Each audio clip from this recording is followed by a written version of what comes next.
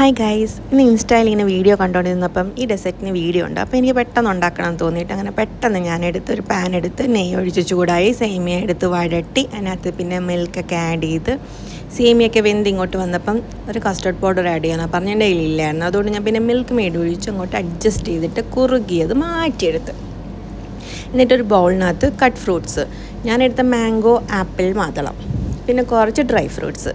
അതെൻ്റെ കയ്യിലുണ്ടായിരുന്നത് പിസ്ത ഉണ്ടായിരുന്നു, ബദാം ഉണ്ടായിരുന്നു, അണ്ടിപ്പരിപ്പുണ്ടായിരുന്നു. ഇങ്ങനെ കുഞ്ഞിരിഞ്ഞിട്ട് അതും ഇട്ട് എന്നിട്ട് പിന്നെ 1 ലെയർ ഓഫ് സേമിയ ഇട്ട് കഴിഞ്ഞിട്ട് പിന്നെയും 1 ലെയർ ഓഫ് ഫ്രൂട്ട്സ് വീണ്ടും ഇട്ടിട്ട് പിന്നെ വീണ്ടും കുറച്ച് സേമിയയും കൂടി ഒഴിച്ചു. എന്നിട്ട് അതിൻ്റെ മണ്ടയിൽ വീണ്ടും ഡ്രൈ ഫ്രൂട്ട്സ് ഒഴിച്ചു. ഇങ്ങനെ സെറ്റാക്കിയിട്ട് ഫ്രിഡ്ജിൽ കുറച്ച് നേരം വെച്ച് തണുത്തെടുത്തപ്പം ഗൈസ് ഇങ്ങനെയായിരുന്നു എൻ്റെ ഫൈനൽ ലുക്ക്. എന്നിട്ട് ഞങ്ങളത് ഗബാഗപ്പിന് അടിച്ച് നല്ല ടേസ്റ്റി ആയിരുന്നു. നിങ്ങളും ട്രൈ ചെയ്ത് നോക്കിയിട്ട് കമൻറ്റ് ഇടണം എങ്ങനെ ഉണ്ടായിരുന്നു എന്നൊക്കെ.